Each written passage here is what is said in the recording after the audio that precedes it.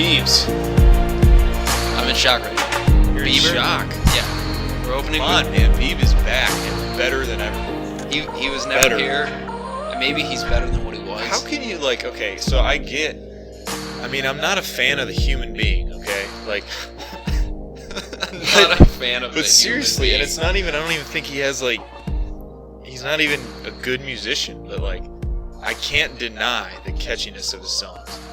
And I'm taking that back to Baby, way back, in the prime of Bieber. But now I was a little embarrassed back then. Yeah. He's coming out. You're out of the Bieber closet? Week after week. I'm not a believer.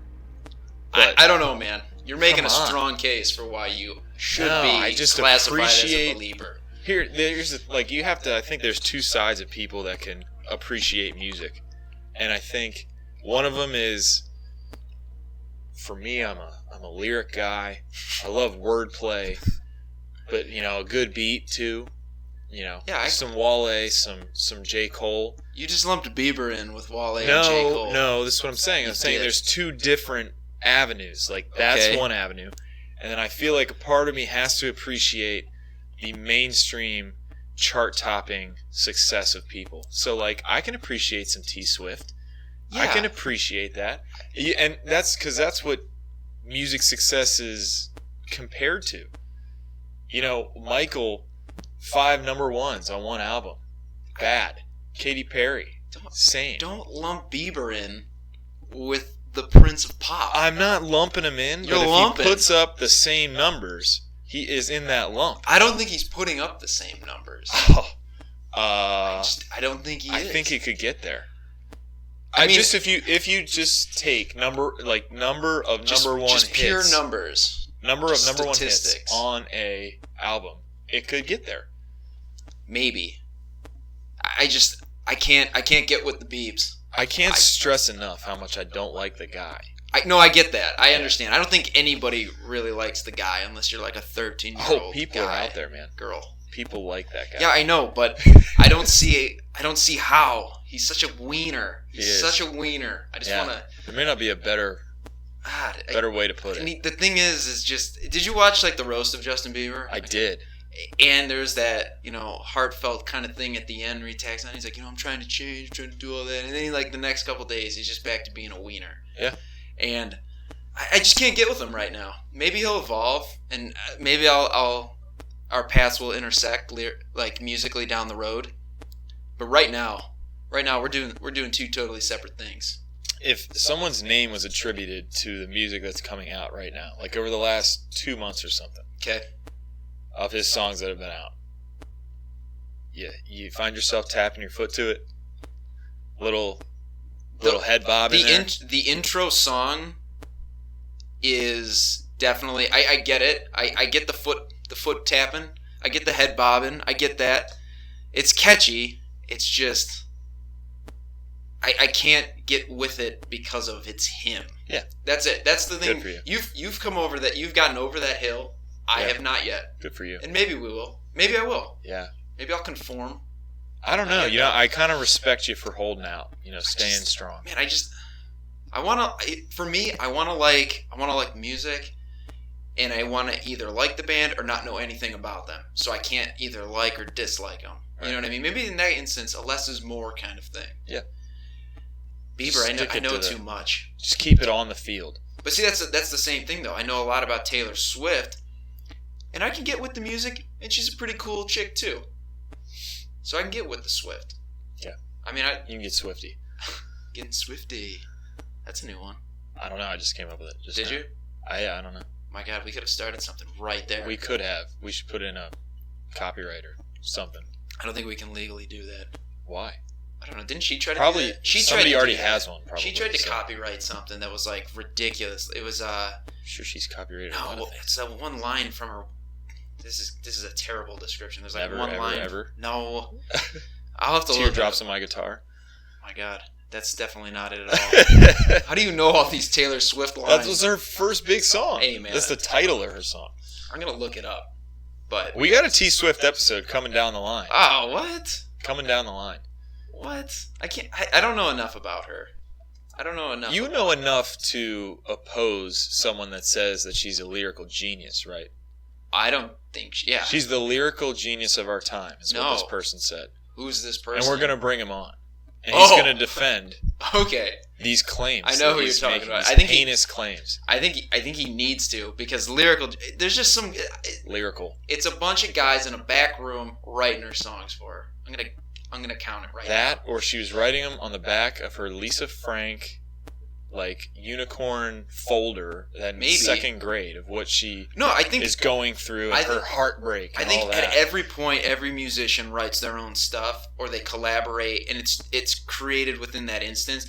But I think once you become this big, I think that goes out the window to some extent. I think she's got I think Katy Perry does it too. You got too many. It's just too many things. Well, there's too many interests. I'm nobody, and I don't have time to write a song. Right now, she's touring. She's making X amount of money, and you think she's got time to sit down and write these songs? I don't think so. I think there's a group of guys or people or whatever. They're like, how do we make this catchier? How do we make it more pop culture-y? How do we target, group X? I think that's what's going on. You got to. That's the only way you have success. It is success. You got to be smart about it. It is success. She's a great, she is the epitome of a pop icon, right along with Katy Perry. KP. Now, if you wanted to see these two wrestle in a pool of Jello, who are you rooting for? KP, dude. I'm KP till I die. I'm side KP too. I think you know that. You know that, I think. Oh, I totally know that. But I wanted to double check, because you came around on this Bieber thing. I thought maybe you got off the KP train. Oh, no. No. I'm married to the KP train. That's for life. That's for life? Yeah. Until she messes it up somehow. Okay. Like marrying a guy I don't know. What's his name? I don't know who she's married to. Well, she's not married anymore. She's with Mayer now, but she was married to get him to the Greek guy. Yeah. Yeah, Russell Brand. Russell Brand. I don't think he's funny at all. Which is so weird, because I feel like that's your humor. I think it's too close to your humor. Maybe. That, that could be it. He's just a deadbeat, druggy British guy. How does that mean? It's not you. I'm saying it's your humor with that kind of twist on it. But, what's... coming out of the mouth of right now, define... rough-looking British dude. What is my humor? What is... Your humor is Rare Exports, apparently, which I did not watch either. Well, just had a lot of things come up. I need you to watch that at some point. I know. We'll get to it. Because we'll need to talk about... Well, we have enough controversy at the start of this show anyway, so... Yeah. Well, watch that movie. I will. It's something special. I know you'll hate it. We're getting into the Christmas season, so we are getting into the Christmas season. So we didn't see any movies this week. No. No new ones this week. We're not no to this. Actually, we're no to not seeing new movies, because that's what we were trying to do, but... I like that subtle reference back to episode 1. It's a lifestyle, dude. You are. It doesn't just end. I like this. It doesn't just end at the 52-minute mark. You just adopt lifestyles. Oh. I like it. Yep. Me, not so much. Along the way, this is how I'm going to live my life. You just count it. Me, I like slightly dip my toes into the water. I'm like, I don't know if that's a lifestyle for me. Yeah. I'll check it out, and then maybe water's right. Maybe it becomes a lifestyle. See, my life is it's a box snowball. of chocolate. No, it's a snowball. Episode 2, rolling downhill right now, and as you see, the snowball gets bigger and bigger, and picks up more things along the way. Picks up lifestyle. That's my life. It is part of me. It is part of my genetic makeup. Just this hodgepodge of lifestyles, just rolling through life, just running down the hill. You can either get with him or get out of his way. I like it. No, or you become part of my life. Mother of God. Is this what the show I don't know how we got to that part, but it's not all that strange. It's a snowball lifestyle. That lifestyle in itself is a lifestyle. It's all downhill. Picking up speed. Oh, man. We're not coming to rest.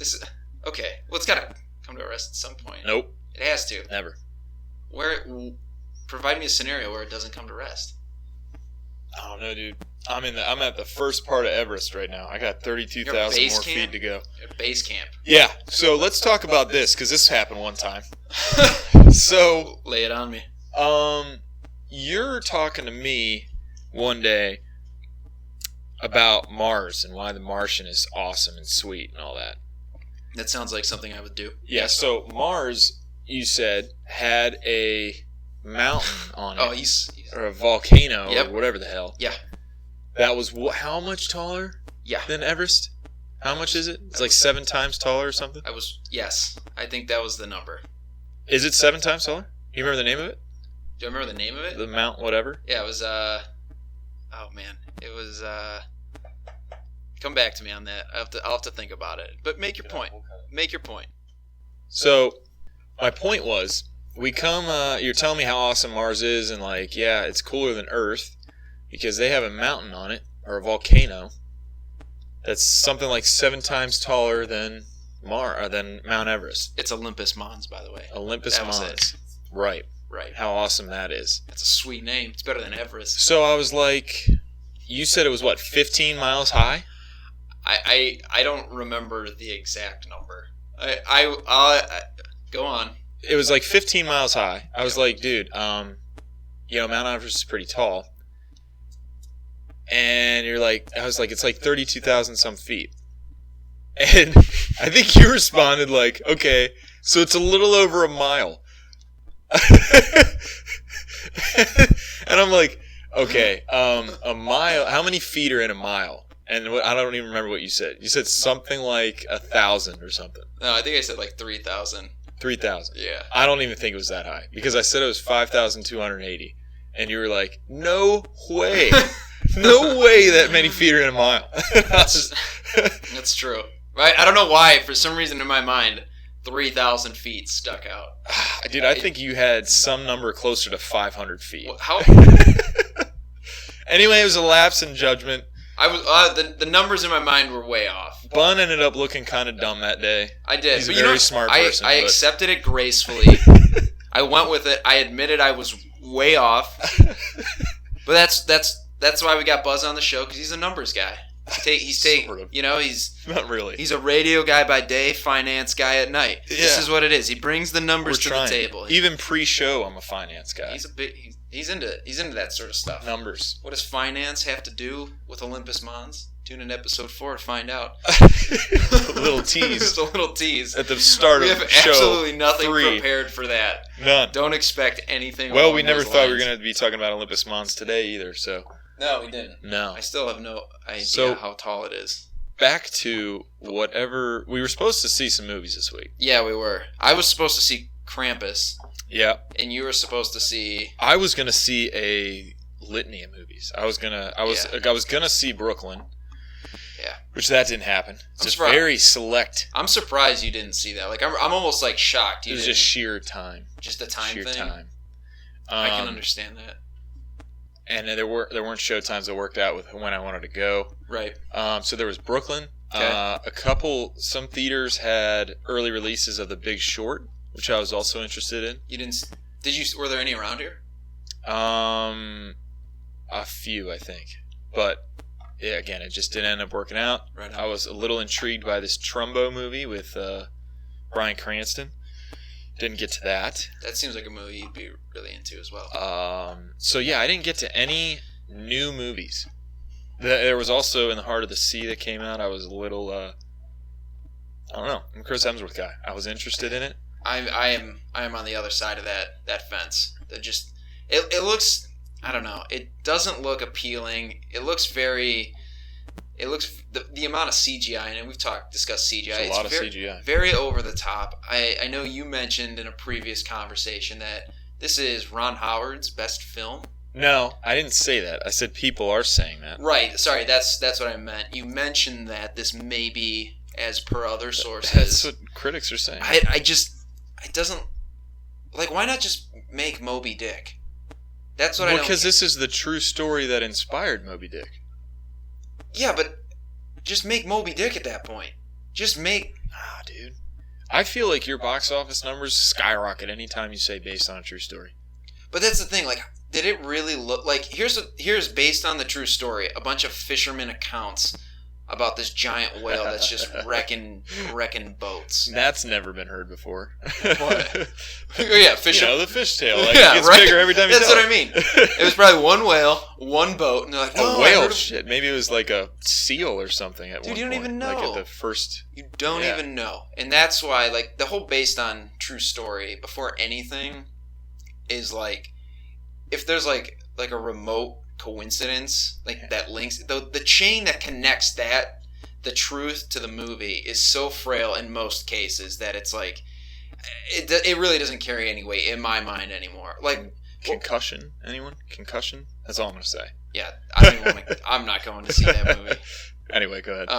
No, what was the movie that just came out? It was it was like a horror movie, like a ghost movie, and it was like based on true events, and it's like, okay, yeah, everybody's got ghost stories, but what's the true event? I have no ghost stories. You have none? I want nothing to do with ghosts. Well, I was telling somebody the other day that was looking at houses. Yeah. Like, oh, this is nice. This is only 10 years old. I'm never moving into a house like that. I don't build from the ground up.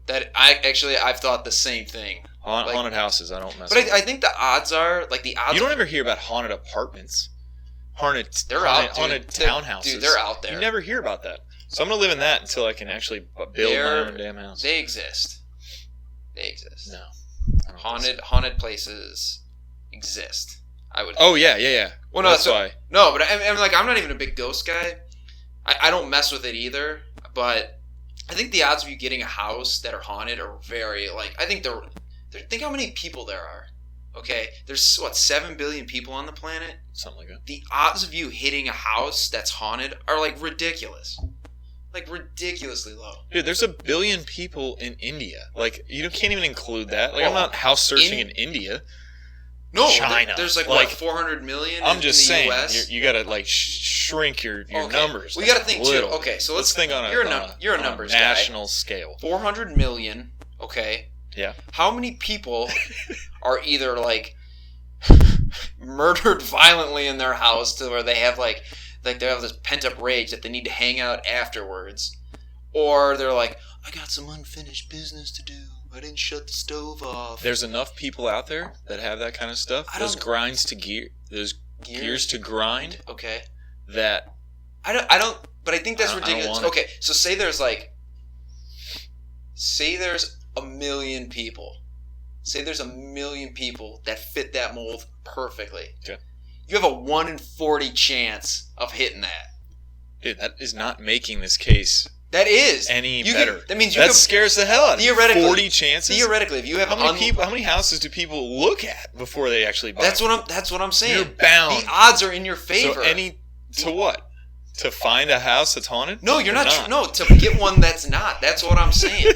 1 in 40. That's pretty good. That's good. That's all hypothetical. That's assuming there's 1 million people.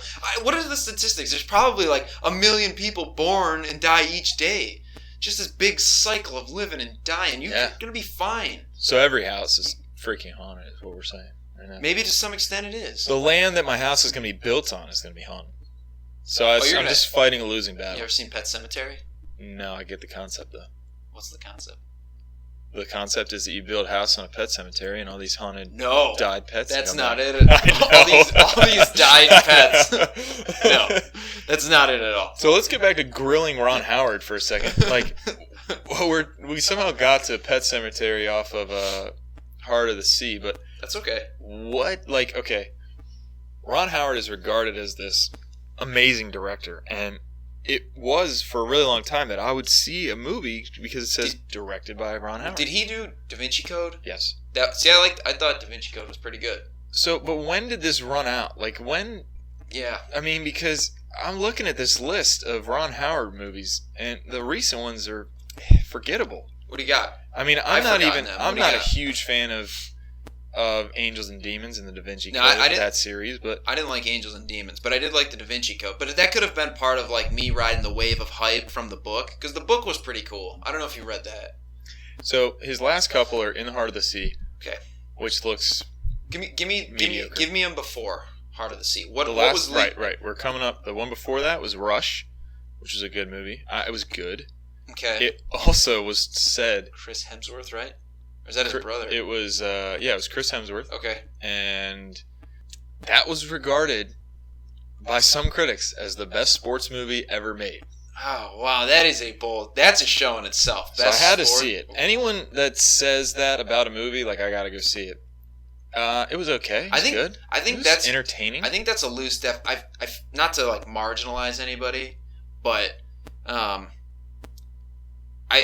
I think of sports, I don't think of racing. Not that racing isn't technically some kind of sport and that it's competitive. Mm-hmm. When I think of sports, though, I need the team. You know, I need to see a team interacting together or working to achieve a goal, not like a racer. And maybe this is totally just me basing it off the fact that I haven't seen this movie.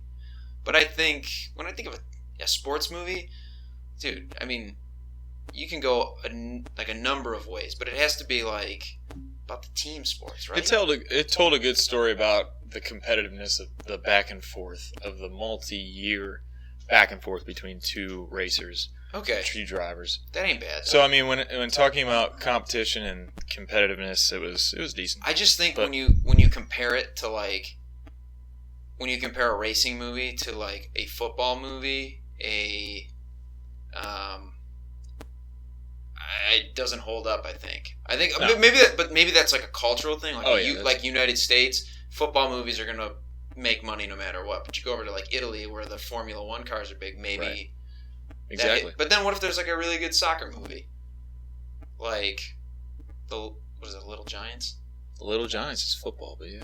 What's the soccer? The green? What is it? Some Big Green? Was that it? I have no idea. That was another movie. Kicking and Screaming? Will Ferrell? No? I've seen that one. Yeah. Well, I was going to say, do you want to... I mean, you got... was it Ricky Bobby? You want a racing movie to compare? NASCAR. Talladega Nights, man. Yeah. It doesn't get any better than that. No. But then Howard's got Frost Nixon after that.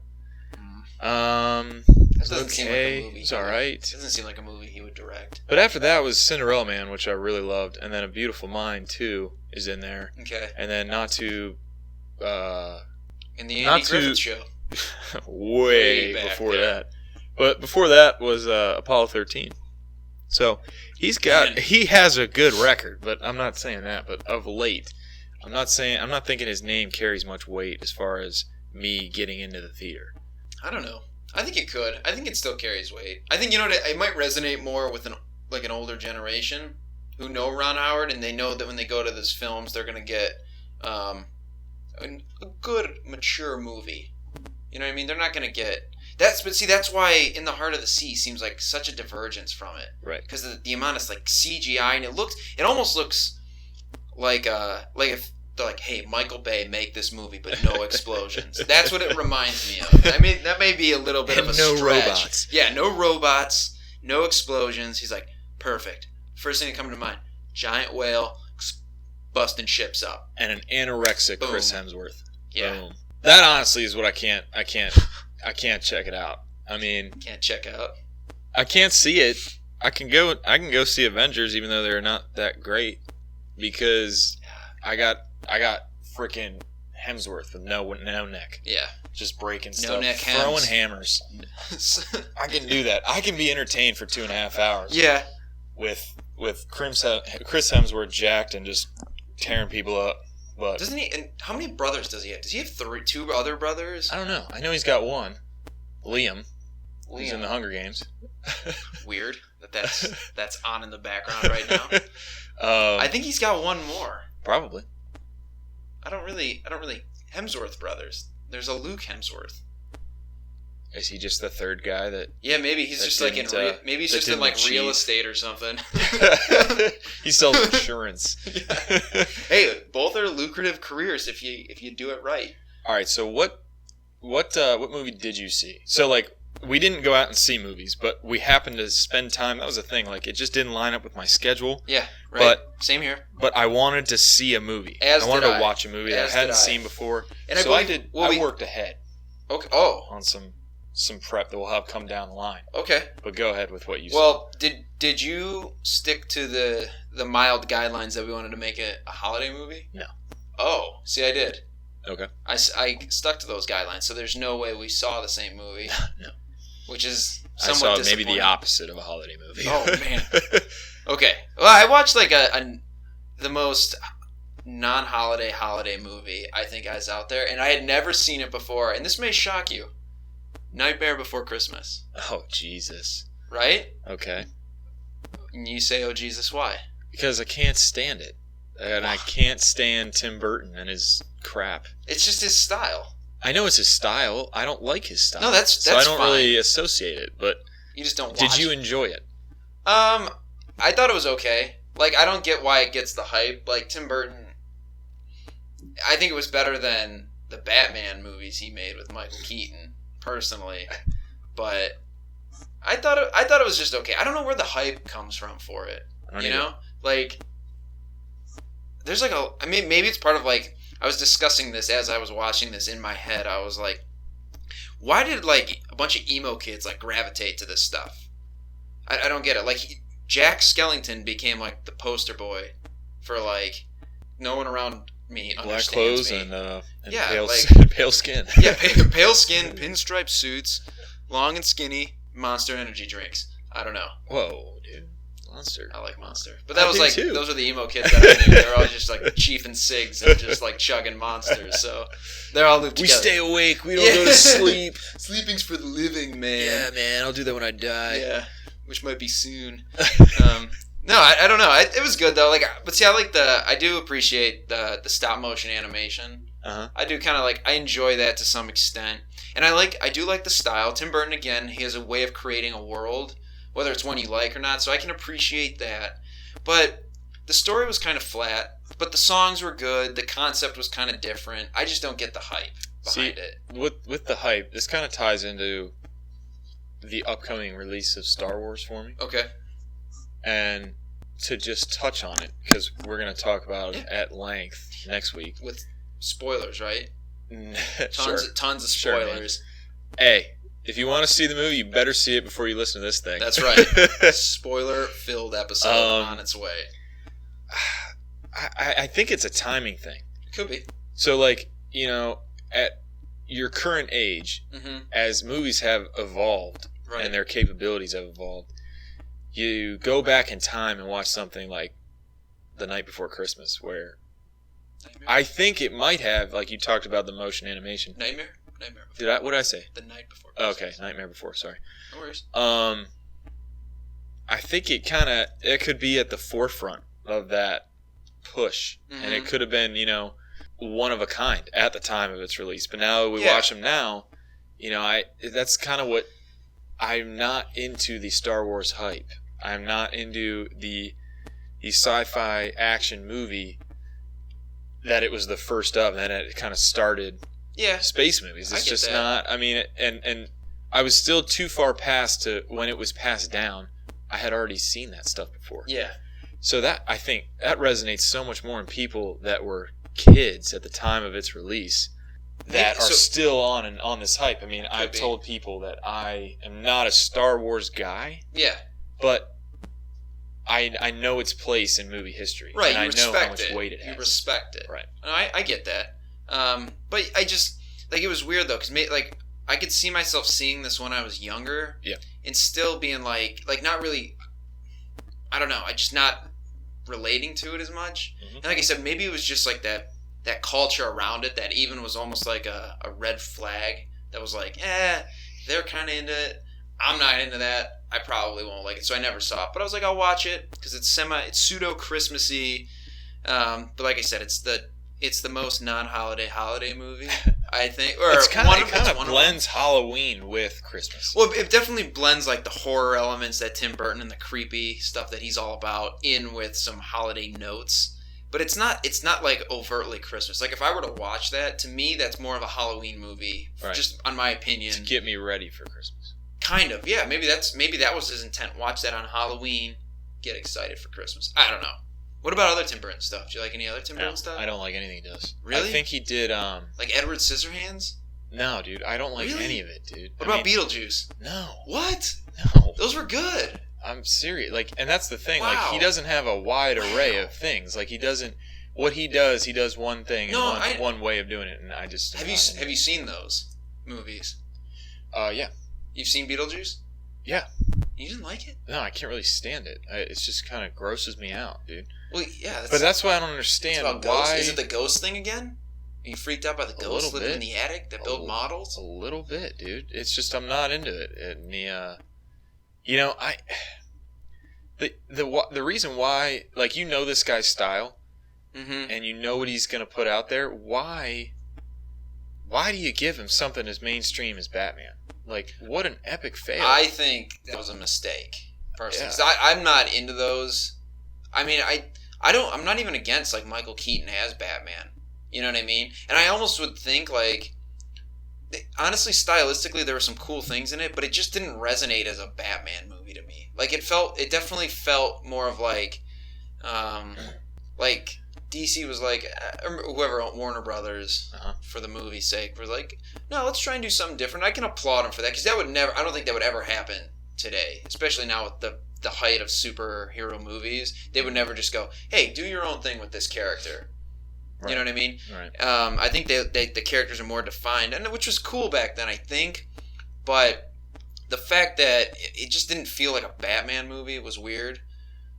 It was definitely better than the George Clooney nipple suit Batman, because I still don't understand the logic behind that. Kilmer.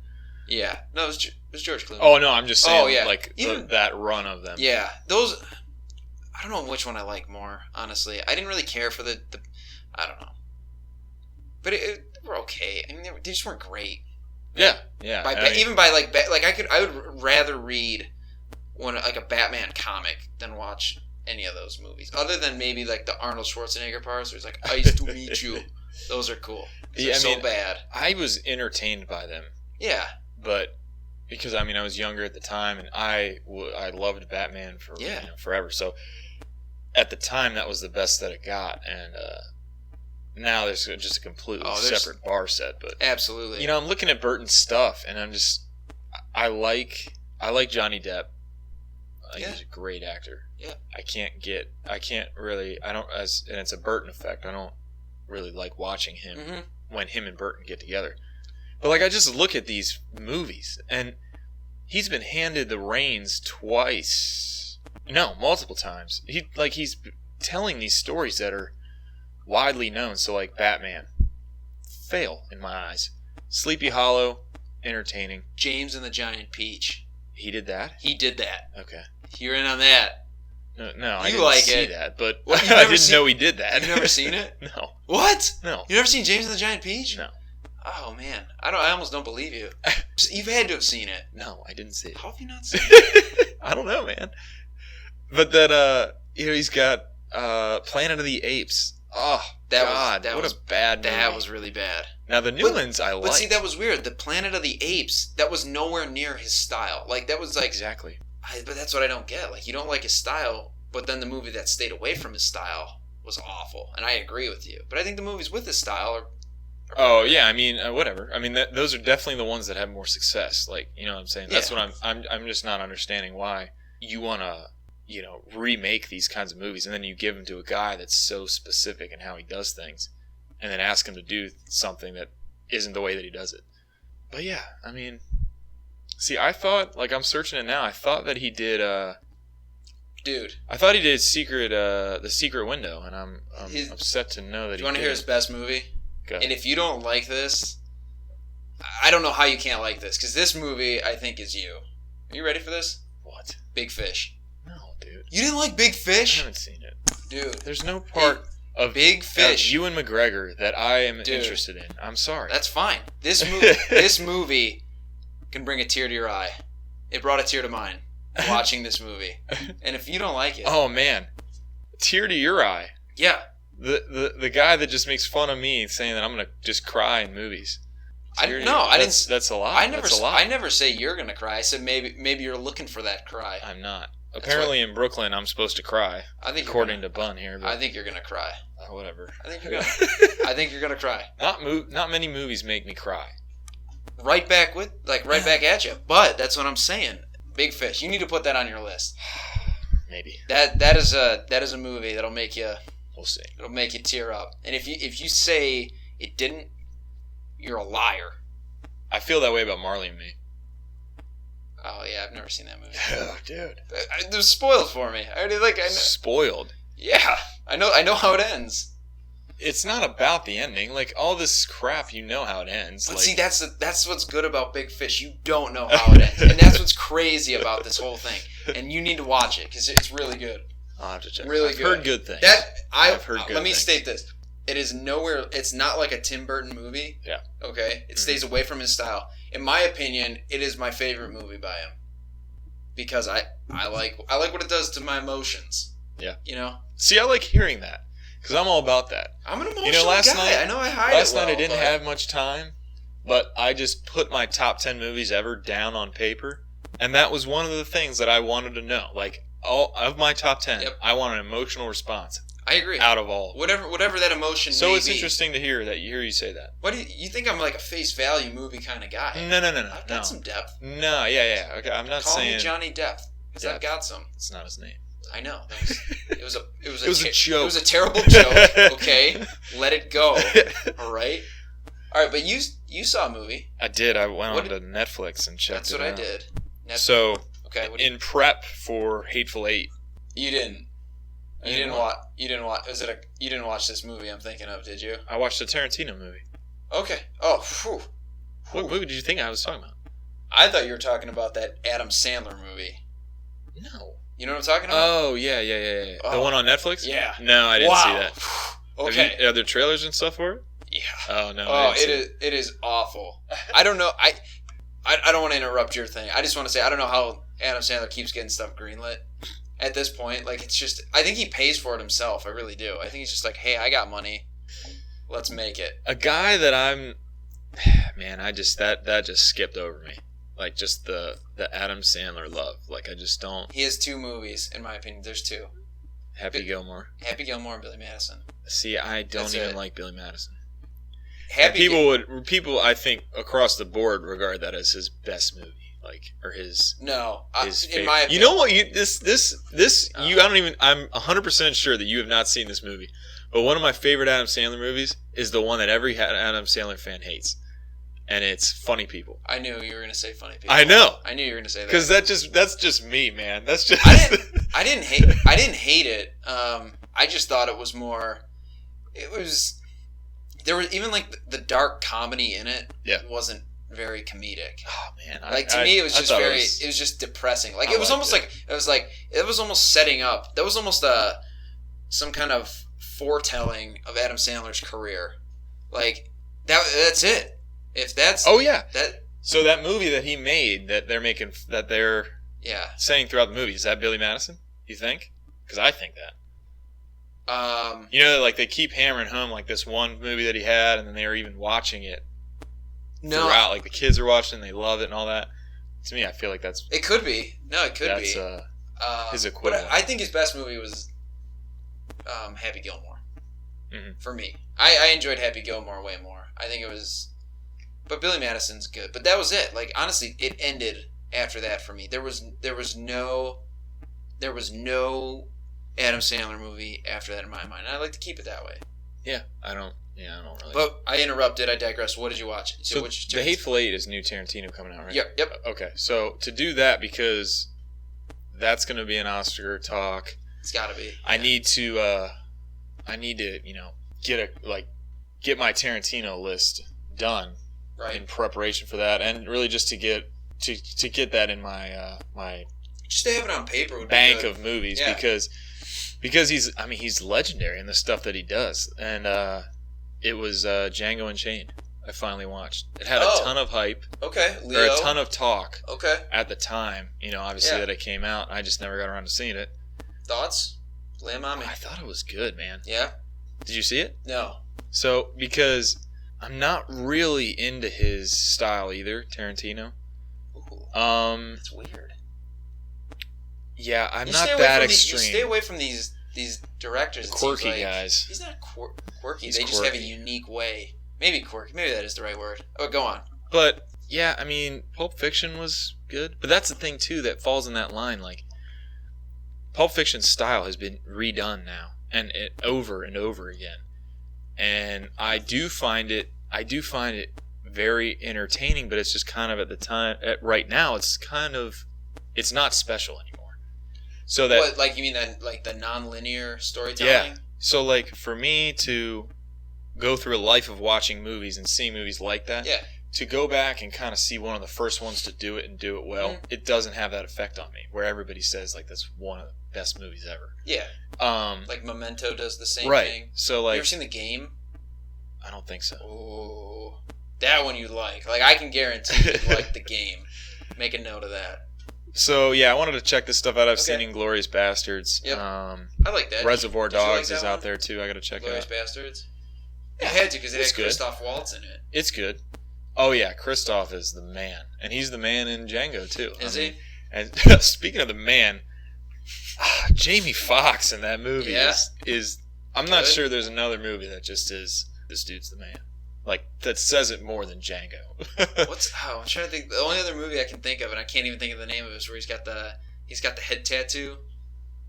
What movie is that? It's Horrible Bosses. Horrible Bosses, yeah. Love that. That's a good movie. That one is a good movie. But yeah, I wanted to check it out. I'd heard a lot about it. I liked it a lot. I mean, of the stuff that I've seen him do, Tarantino, I liked it. I was really excited to see it. It looked really cool, and I had one of my close friends. I can trust his opinion because me and him are very similar on movies. We're not identical, like we differ in areas, but he said he really didn't like it, and I don't know if that was him just being snobby about things.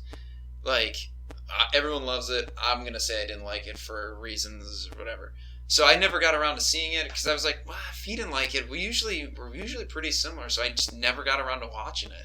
It took me a little bit. I think Inglourious Basterds kind of adjusted me to that because you look at movies like Pulp Fiction, Kill Bill, Reservoir Dogs. To my knowledge, is just they're just movies. They're not about historical events. So like, there's no. You take Inglourious Basterds, even that about World War II, and it completely like fictionalizes things that in it. It's not like it's not a war movie. I know, but what I'm saying is like I didn't go in it knowing that or expecting that. Oh, really? So expecting this about the South and the pre-Civil War, obviously that's not like Tarantino's not telling a true story here, and it's fictionalized and it's just kind of.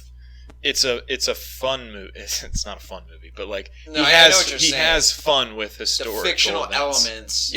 Make it fun in a pseudo dark way. Right. He makes up his own story about things based really on a period of time. Yeah. So for like Inglourious Basterds, did you know that wasn't going to like at any point like when you started watching? Did you know that it was not going to stick to the historical facts?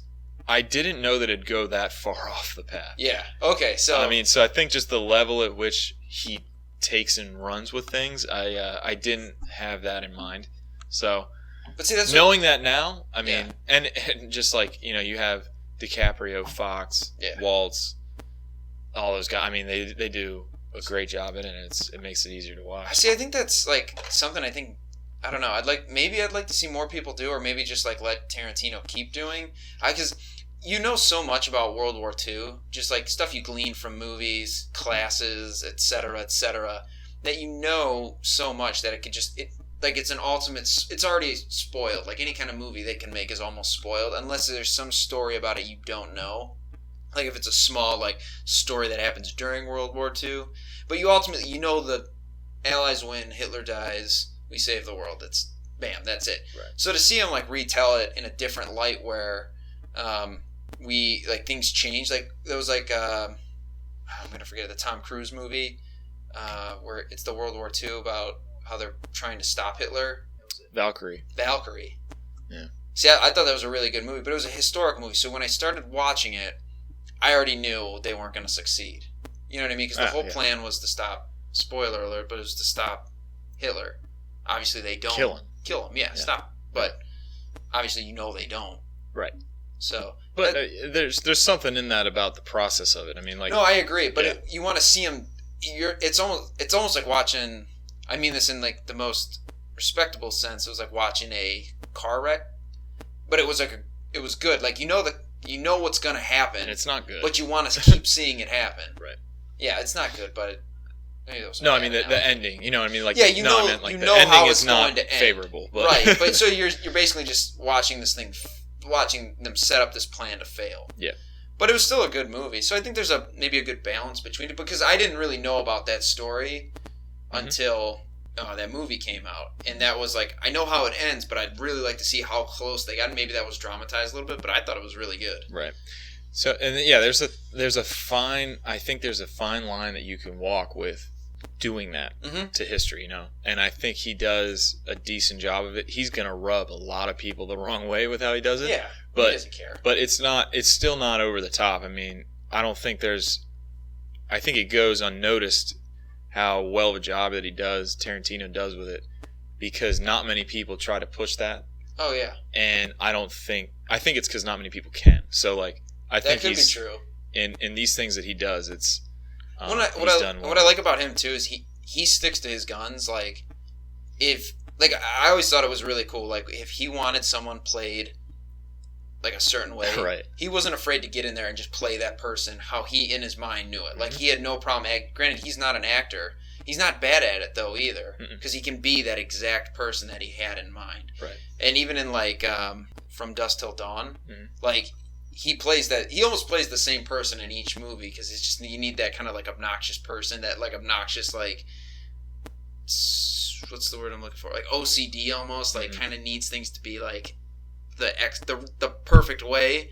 But I just think that's cool that he's willing to step in and just be like, no, I'll just play this part, and I'll play it exactly how I have it in my mind, and I'll be that person. So I give him respect for that. But like, again, I think he's really good at what he does. And he's willing to push those boundaries, and he sticks to his guns on his style. And he's like, yeah, if you don't want it, screw it. Find someone else. So Hateful Eight coming out in a couple weeks. Yeah, I think that'll be cool. But see, I think now I've noticed too, there's like this balancing act or battle between movie companies. Like, so you got The Revenant coming out, and you got Hateful Eight coming out, same time period. I'm not going to say it's the same story, but they're very similar. And there's other movies down the line that, have you heard of this before? Like, how they'll make this similar movies just to battle them. Mm-mm. Like, what was it? Like White House Down and the other Olympus Fallen. Olympus. It's the same movie, the White House, but it's two different movie companies. Right. But I just think that it just seems coincidental. But Revenant looks better, in my opinion. Yeah, I think they're completely different. I think they will be. I think they will be too. But I think they'll both be really good. It'll be worth seeing both. I think they'll both be really good. Yeah. But because with Tarantino, and I'll keep it short, but he has a finite amount of movies that he wants to do, and to my understanding, it's been his intention that throughout he's not just going to put a ton of movies out to make money.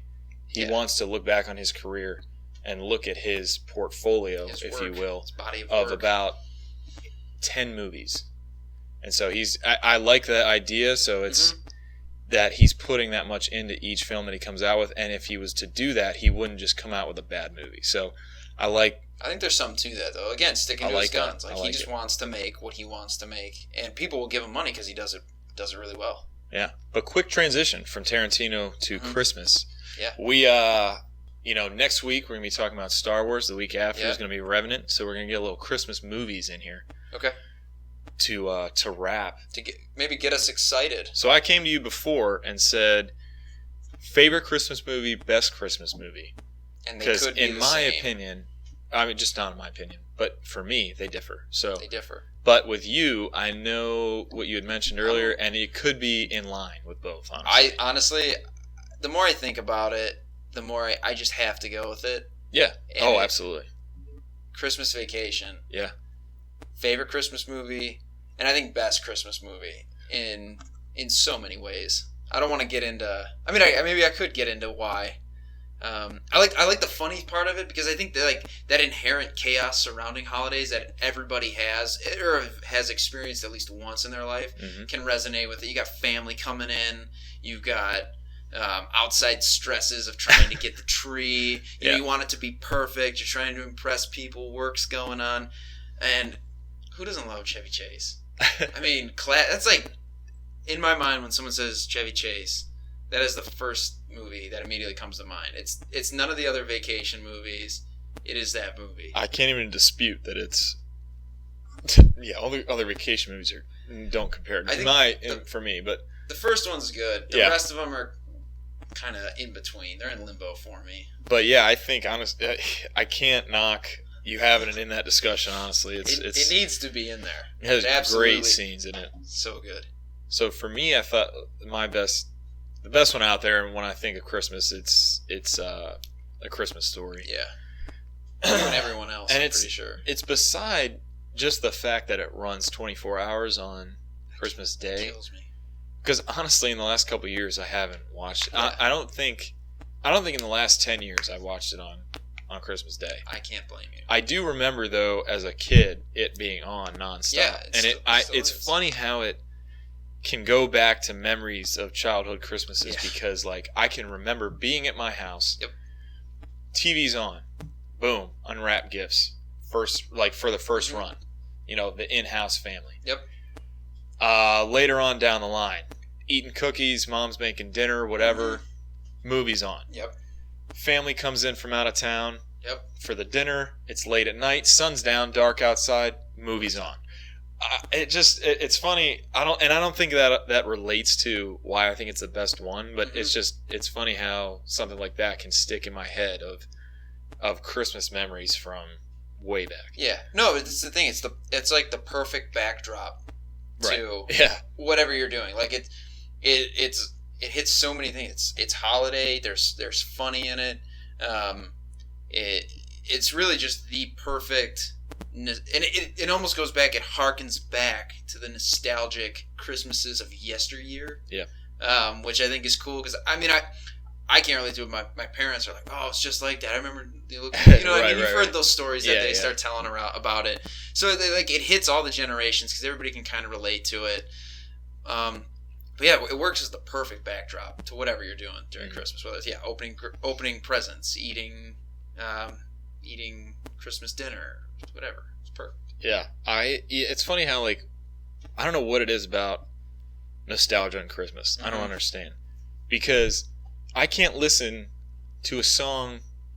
I wouldn't say that. I would say maybe the 50s because I can listen to some 60s music, but I can't listen to a song from the 40s and 50s about anything other than Christmas. Boom, December's here. Let's roll in some Bing Crosby because I listen to his other tracks. But I don't understand what it is about that. And then that is a good point. But we talk about best movies. You know, both those are 80s movies. There's been countless Christmas movies that have come out. Absolutely. With possibly best actors in it or better actors in it, and just so many other storylines and everything, but nothing compares to what's been done way back. And you got It's a Wonderful Life. Right. I mean, it's in the 40s. And is it 40s? It's still regarded. I don't know if it's 40s, but regardless, I mean, but it's still good. They all talk with their transatlantic accents and their high pants and all that stuff, and it's but you can relate to it. Maybe, but that's the thing though. These aren't movies you binge watch. You know what I mean? These aren't movies you watch out of season. But yeah, that's what I'm saying. But maybe what other movie from 1946 can you just flip on and every year? I can't think of any. But that's the thing. It's in a window. You know what I mean? There's other movies' shelf life decrease because you can watch them any time of the year. But these movies, you watch them one time of the year, and I think that it increasingly maybe it becomes part of the holiday itself.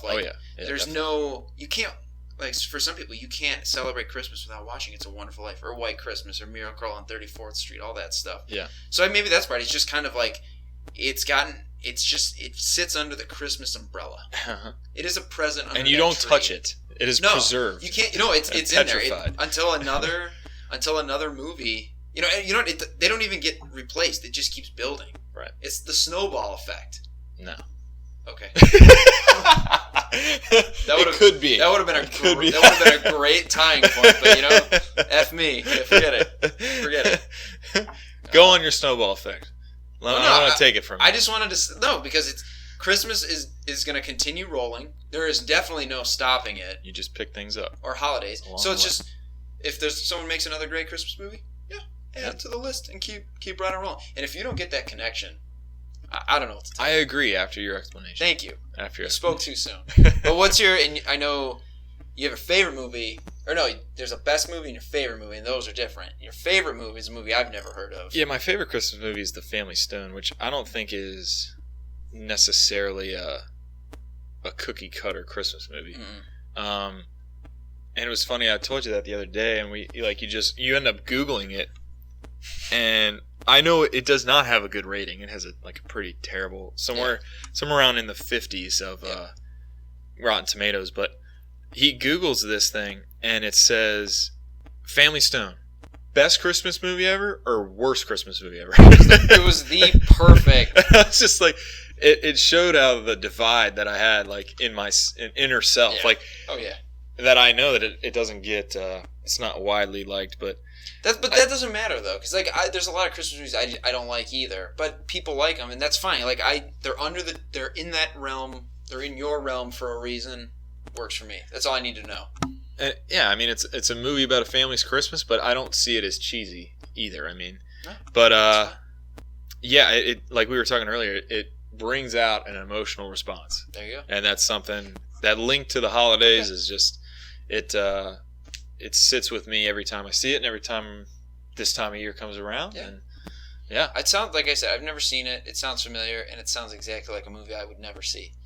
You know, a movie might work its way into a regular for me The Night Before.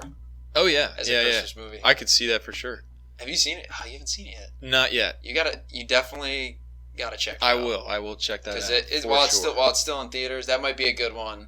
I want you to come back, and I want you to see if I was right, because I think you're gonna love it. It's killer. It's killer. Yeah. But yeah, it's a fun time. I can't wait to stuff my face full of cookies. I want some snow though. I really don't. I'm all right.